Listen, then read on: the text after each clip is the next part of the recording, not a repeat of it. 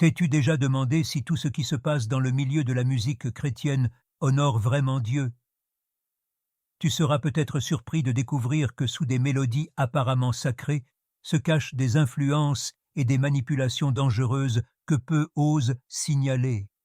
Dans un monde où la musique gospel devrait inspirer une foi et une adoration authentiques, certains sont tombés dans la corruption, utilisant le sacré comme un outil au service de leurs intérêts personnels.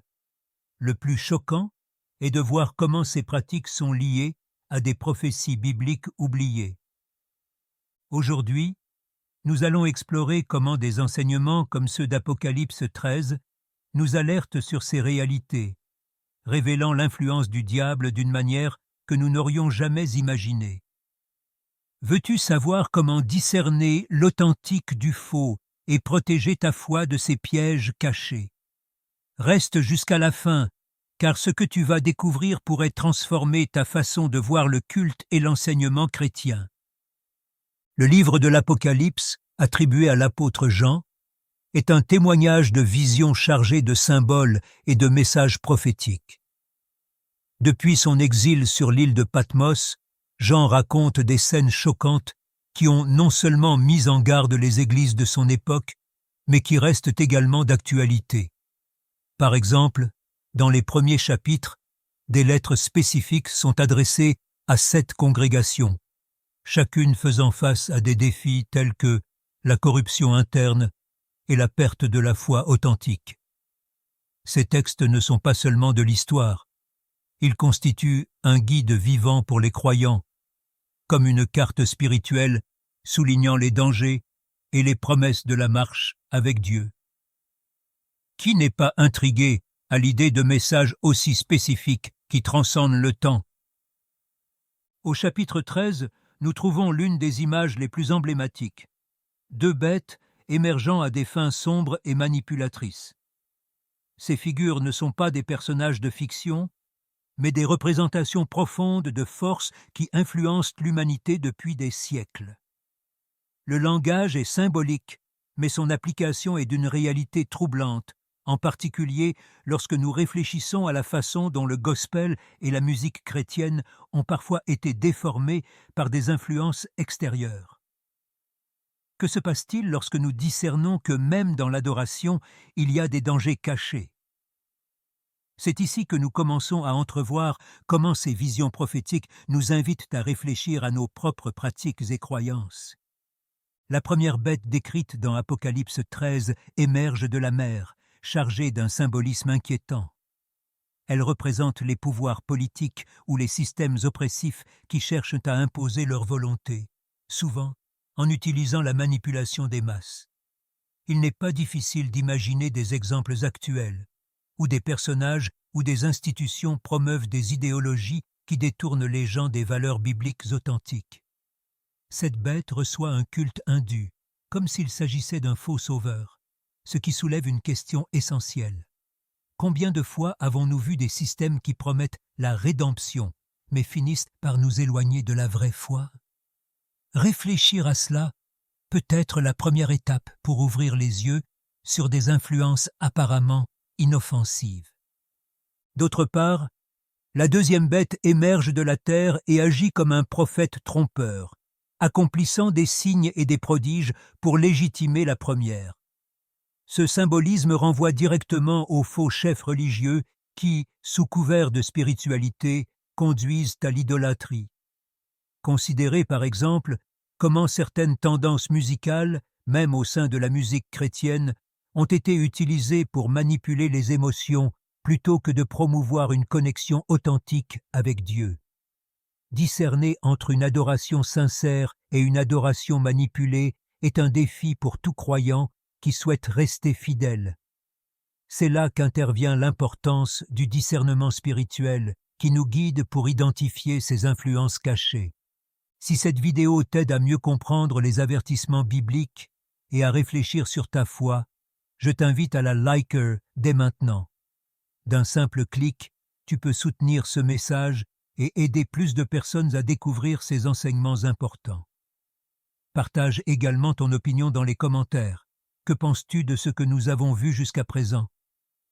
Ta participation est essentielle pour continuer à apporter cette vérité à ceux qui en ont le plus besoin. Merci de faire partie de ce voyage. Maintenant, continuons avec d'autres révélations étonnantes.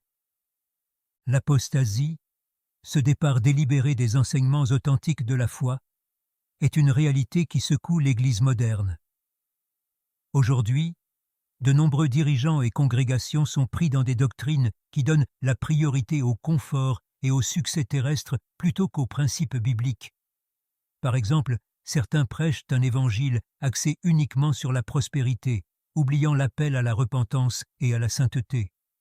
Cela affecte non seulement l'enseignement chrétien, mais aussi le cœur des croyants qui, à la recherche de solutions rapides, finissent par adorer des biens matériels ou des idéologies vides.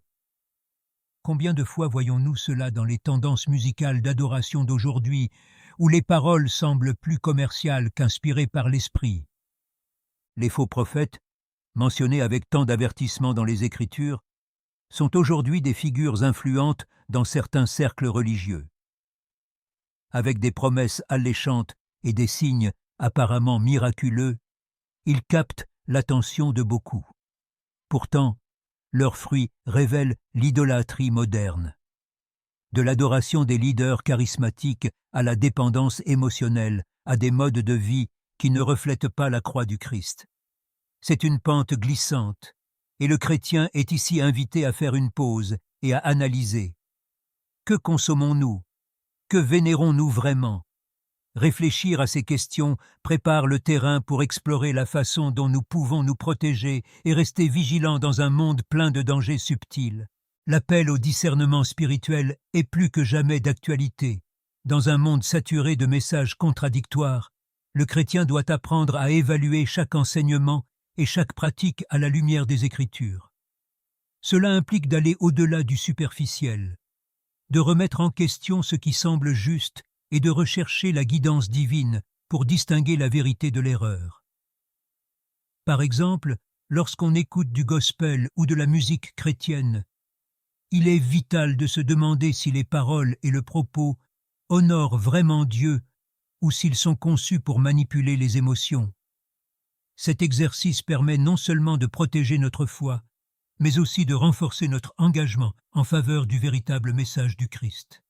La fidélité doctrinale, autre pilier crucial, nous appelle à rejeter les innovations qui contredisent les principes bibliques. Les modes et les engouements peuvent sembler attrayants, mais seul l'Éternel perdure. Comment pouvons-nous rester fermes? Une pratique utile consiste à approfondir l'enseignement chrétien par le biais d'études bibliques régulières et de la communauté. Parallèlement, une vigilance constante nous aide à identifier les influences qui cherchent à nous éloigner de la vérité. Les tentations peuvent surgir même dans des endroits inattendus, comme dans les chants d'adoration ou les sermons qui semblent bibliques mais qui manquent de substance spirituelle. Être vigilant est notre meilleure défense contre ces menaces subtiles. Le livre de l'Apocalypse nous invite à réfléchir à notre culte et à notre engagement envers Dieu, en nous rappelant qu'il recherche des adorateurs en esprit et en vérité. Jean 4, 24. Ce message est particulièrement clair dans des passages tels qu'Apocalypse 14, 7, où il est proclamé « Craignez Dieu et donnez-lui gloire, car l'heure de son jugement est venue. » Cet avertissement nous appelle à abandonner l'idolâtrie et le conformisme. Dans nos églises aujourd'hui, nous acceptons souvent des pratiques qui n'ont aucun fondement biblique. Par exemple, Patmos, où Jean a reçu cette révélation, nous rappelle qu'en période d'oppression et de solitude, la fidélité à Dieu est notre force. La repentance et le discernement sont essentiels pour éviter les dangers de la musique d'adoration et les doctrines erronées. Apocalypse 13, 17 parle du contrôle de la deuxième bête, qui interdit d'acheter ou de vendre, à moins de prendre sa marque. Un rappel de la façon dont les influences du monde peuvent s'infiltrer même dans les pratiques de foi. Aujourd'hui, cela se reflète dans la façon dont certaines musiques chrétiennes sont façonnées par la commercialisation plutôt que par la recherche d'un véritable enseignement chrétien.